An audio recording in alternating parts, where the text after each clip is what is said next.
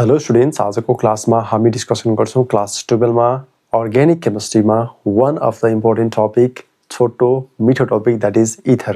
Okay, so ether को हामी यो टपिकमा यसको थ्योरेटिकल पोर्सन्सहरु के छ र यसमा यसको एक्जाम्पल्सहरु, यसको टाइप्सहरु, यसको प्रिपरेसनहरु, केमिकल प्रपर्टिजहरु, फिजिकल प्रपर्टिज देखि लिएर एरोमेटिक एलिफेटिक को बारेमा हामी आजको क्लास देखि यसलाई स्टार्ट गर्दै छौं.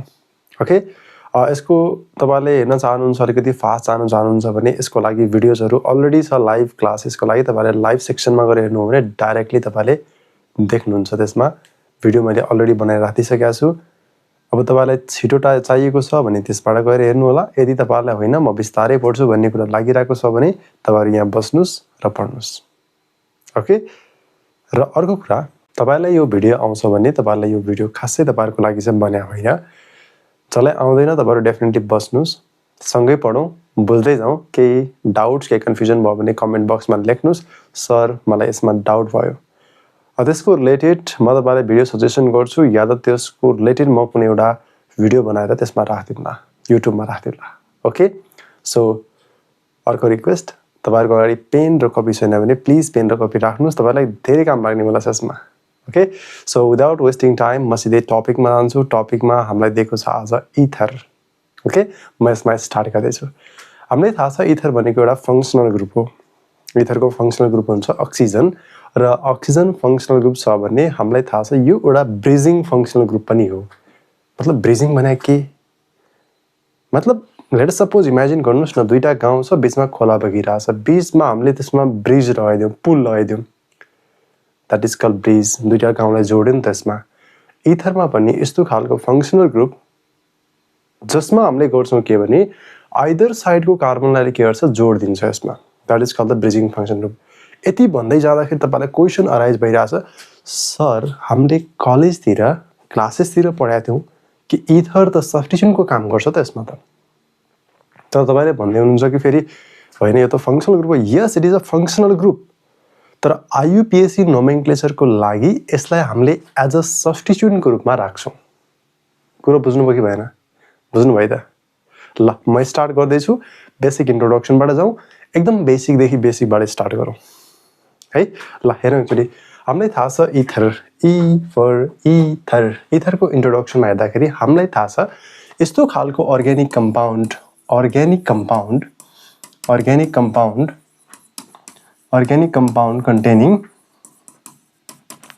containing oxygen, मतलब यसरी राखिन्छ यसलाई. oxygen as a functional group are called ethers. के भनिन्छ यसलाई? ethers. कुरो क्लियर छ यहाँसम्म? यसलाई भनिन्छ इथर.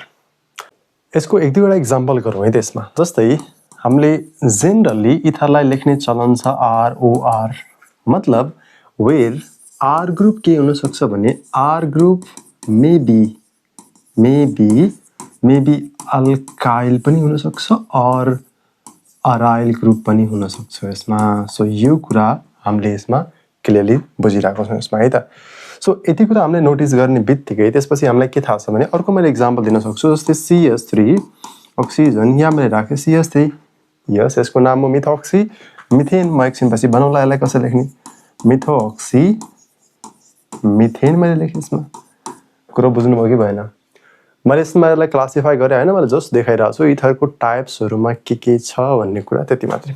टाइप्स भन्दा पनि थोरै अल्काइल र अराइलको कुरा मात्रै गर्न खोजिरहेको छु मैले यसमा. अब आर ग्रुप मेबी अराइल पनि भनेको छु, मतलब बेन्जिनको रिङ पनि हुन सक्यो यसमा.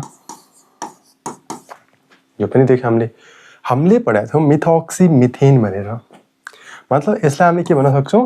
फिनोक्सी के भन्न सकिन्छ यसलाई? बेन्जिन भन्न सक्यो.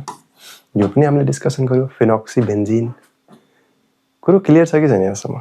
ल यहाँसम्म कुरो क्लियर छ भने आई थिंक तपाईलाई सबै कुराहरु थाहा छ. ल म अगाडि बढे.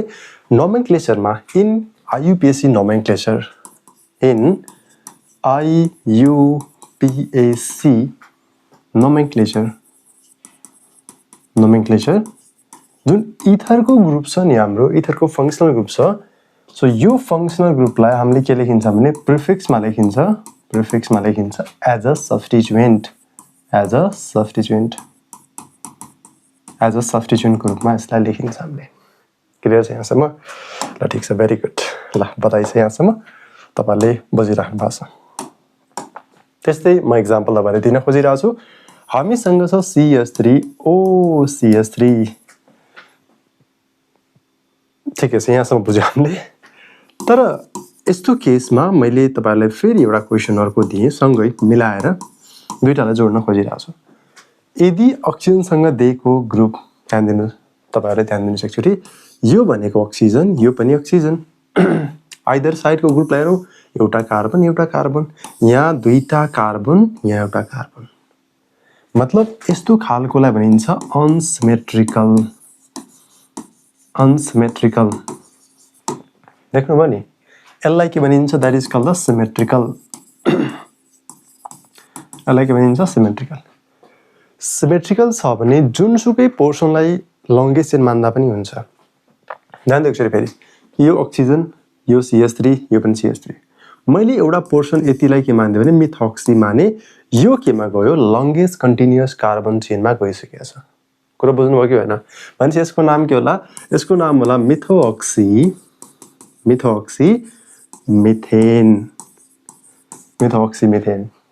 कुरा बुझ्नुभयो कि भएन बुझ्नु है त भनेपछि मिथोक्सी सर दुईटा कार्बन छ भने के लेख्ने इथोक्सी लेख्ने तीनटा छ भने प्रोपोक्सी चारवटा छ भने ब्युटोक्सी पाँचवटा छ भने पेन्टोक्सी सर अक्सी भन्दाखेरि फेरि बोक्सी नभन्ने यसमा है ल यति कुरा बुझेँ मैले अब त्यसपछि जाउँ एउटा कमन नेम लेख्ने तरिका पनि छ सिम्पल यसको लागि दुईटा साइडमा मिथाइल दिएको छ मतलब यसलाई लेखिन्छ डाई मिथाइल बीचमा यो के को फंक्सनल ग्रुप इथर मैले यति मात्र राखिरहेको छु केही नयाँ कुरा छैन यसमा तल जाउँ एकचोटी हेर्नुस् है त यसको लागि नाम लेख्न ट्राई गरौँ मतलब लंगेस्ट चेनमा कुन जान्छ होला यो भनेको त लंगेस्ट चेनमा जाने भयो नि त यो भनेको त वर्ड रुटमा जाने भयो कुरो क्लियर भयो यहाँसम्म यो भनेको नाम के होला यसको मिथोक्सी कसको अक्सी मिथोक्सी यस मिथोक्सी यसमा दिएको छ इथेन अब तपाईले सोच्नु सर यसको कमन नेम पनि भनिदिनुस् न यस ठिकै छ भेरी गुड तर कमन नेम लेख्दाखेरि पनि हामीले त अल्फाबेट फलो गर्नै पर्छ यो पार्टलाई लेखिन्छ इथाइल यसलाई लेखिन्छ मिथाइल इथर ओके सो यसलाई लेखिन्छ इथाइल मिथाइल इथर हो यसरी लेखिन्छ कुरो क्लियर भएको छ कि छैन छ है त लेखिराख्नु भएको छ नि ल भेरी गुड रिभिजन गर्दै हुनुहुन्छ भने त ठीक छ अलिकति फास्ट गरेर जानु होला किनकि धेरै खासै नयाँ कुरा म केही भन्दिनँ जे टपिकमा छ त्यही कुरा लेट गरेर हामी पढ्न खोजिरहेको छौँ यसमा है ठीक छ बुझ्नुभयो ओके ल म अगाडि बढेँ त्यसपछि अर्को एउटा इक्जाम्पल दिएँ मैले तपाईँलाई CH3 CH2O CH2 CH3 दिएको छ मलाई एक्चुअली कसैले भन्न सक्नुहुन्छ is this compound is this ether is symmetrical और unsymmetrical that means I think यो त सिमेट्रिकल जस्तो लागिरहेछ same but not different yes same but same यो पनि सेम मतलब कसलाई वर्ड रुटमा नि जसलाई मान्दा पनि भयो यसमा खासै हामीलाई प्रब्लम भएन तर यदि हामीलाई यो फरक दिएको भए हामीले जोसँग कार्बन चेन ठुलो छ त्यसलाई नै हामीले के मान्थ्यौं त्यसलाई हामीले longest continuous carbon chain that means त्यसलाई हामीले मान्थ्यौं word root yes very good so यसको नाम के होला भनिदिनुस् इथोक्सी कसको अक्सी इथोक्सी इथेन कतैबाट आवाज आओस् यसको कमन नेम के होला दुईटा ethylic group that means diethyl ether बुझ्नु भयो तपाईहरुले यस भेरी गुड सर एउटा अझै दिनुस् त प्लिज एउटा सर अनसिमेट्रिकल वाला यस ठीक छ ल गरौँ एकचोटी अनसिमेट्रिकल वाला हामीलाई थाहा छ अनसिमेट्रिकल वाला गर्ने कि सर मैले त यो राखिदिन्छु यो OCH3 यस भेरी गुड गर्दै जाउँ मिथोक्सी प्रोपेन यस ठीक छ मिथोक्सी प्रोपेन केही समस्या भयो कसैलाई केही डाउट भयो कसैलाई छैन बधाई छ तपाईले बुझिराख्नु भएको छ ल त्यसपछि एक दुईवटा अझै है त जस्तै बेन्जिनको रिङ वाला छ यसमा जस्तै एरोमेटिक वाला पनि त हुन सक्छ नि एरोमेटिक को मिनिङ के यदि इथरको फङ्सनल ग्रुप बेन्जिनको रिङसँग डाइरेक्टली एट्याच भएको छ भने that is called aromatic ether. Yes, यसमा दिएको छ OCH3 OCH3 मतलब यसको नाम हामीले मार्केटमा चिन्ने गरिन्छ द्याट इज कल्ड एनिसोल। कसको सोल? एनीको सोल। यस, ओके ल अब हामी भयो कि होइन, हामी डाइरेक्ट जान्छौँ यसमा। यसको IUPAC नेम भनौँ मिथोक्सी बेन्जिन। मिथोक्सी बेन्जिन यो लेख्छौँ, that is actual IUPAC name. अब यसको अर्को कमन नेम पनि लेख्न सकिन्छ। हेर्नुहोस् है, अर्को वाला कमन नेम के लेख्न सकिन्छ भने यसलाई लेखिन्छ मिथाइल, यसलाई लेखिन्छ फिनाइल। मिथाइल फिनाइल इथर भनेर लेखिन्छ यसमा। अब हामीले त धेरै जसो यही नै युज गर्छौँ, त्यस कारणले गर्दाखेरि तपाईँहरूले यतातिर आइराख्नु चाहिँ परेन, मैले भनिदिइरहेको छु। लेख्नु होला है त। Okay, so once more sir एउटा अझै दिनु न कार्बन चेन बढाएर। यस, म दिँदैछु। CH2 CH3 छ यसमा। हामीले यसलाई भन्ने चलन छ फिनिटोल। ओके, फिनिटोल। कहाँको टोल? फिनीको टोल, द्याट इज फिनिटोल। यसलाई भनिन्छ इथोक्सी बेन्जिन। अर्को नाम के होला भनिदिनुहोस्? यस, हामीलाई थाहा छ इथाइल फिनाइल इथर हो, यसरी राखिन्छ। सो यो दुईटालाई हामीले एरोमेटिक क्याटेगोरीमा राख्छौँ। डाइफिनाइलको कुरा मैले अघि भनिसकेको छु।